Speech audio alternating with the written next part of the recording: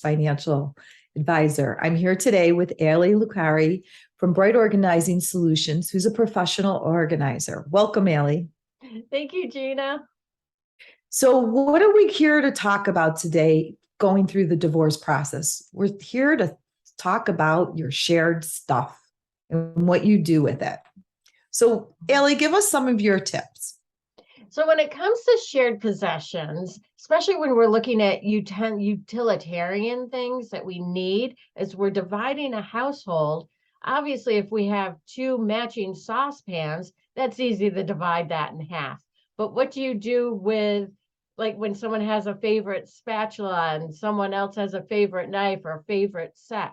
Look at how you can literally divide them in half and do it from a standpoint of equality and sharing.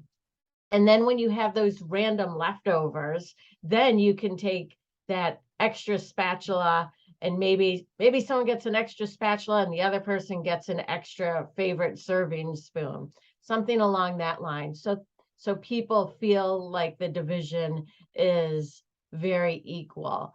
And as we all know, divorce is challenging. So as we change households, we want to make sure that we're set up comfortably and without a sense of lack.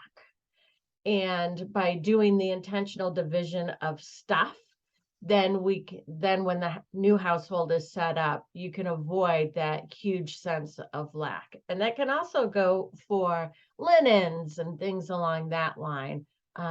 What do you really need to set up your next and your new household? And by defining your needs, then you don't have to necessarily move excess things, which to me is a bonus plan.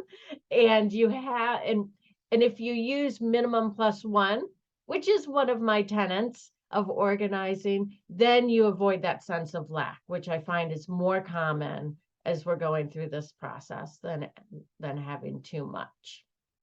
Right. I feel that a lot of people going through this hold on to things, and sometimes that's not necessarily the best thing. You know, they get in a war over a piece of furniture or like you said, a spatula. When how much is that going to serve you in the future? And one of the things I love, like you mentioned, one of your tenants, I think those can apply to everything. What are some of the other tenets that you apply to organizing? So there's 4 tenants altogether, and obviously we just discussed minimum plus one, and then keeping what serves you, huge tenet, completely applicable for those sentimental items or items that you perceive are sentimental. If it doesn't serve you, if it doesn't bring you warm fuzzies, then seriously consider letting it go. And if it doesn't bring you a warm fuzzy, but you can't let it go, put it in a place that when you're ready to make that decision to let it go, then it's easy, it's accessible, and we can donate it or recycle it, whatever its next life step is, because our things have a process that they need to go through with us as well. And then we have find your truth, and that's really about being who you are.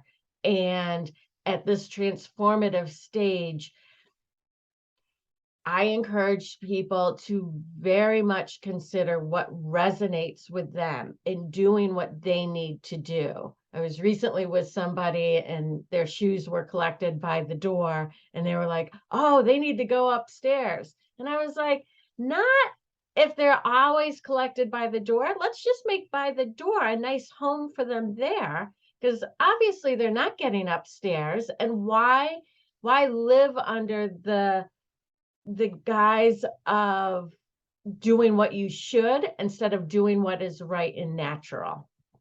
I think I went down a rabbit hole on us, Gina, there. But finding your truth and being who you really are is so important when it comes to a household that serves you. And then the last one is giving with a joyful heart. And that's all about when we are ready for our possessions to move on to their next stage, it's donating with a sense of joy and not not like piling your stuff onto somebody or giving it to Susie down the road so it stays close to you, that whole 1 degree of separation. It's okay. When we donate items, they find their right home. We don't have to find it for them. Right. And I think it's so important that when people are going through this process, they're so emotional about things. And Mhm. it's really, they're not sure of what's, like you said, it's got to be important to you, like about the shoes. You know, you're living by yourself now and you have to adapt to that and be comfortable in your priorities. And I think that's the most important thing. So if you're going through this process and you need some help getting rid of your things or determining who gets what, you can reach out to Aly. Her information will be in the comments below.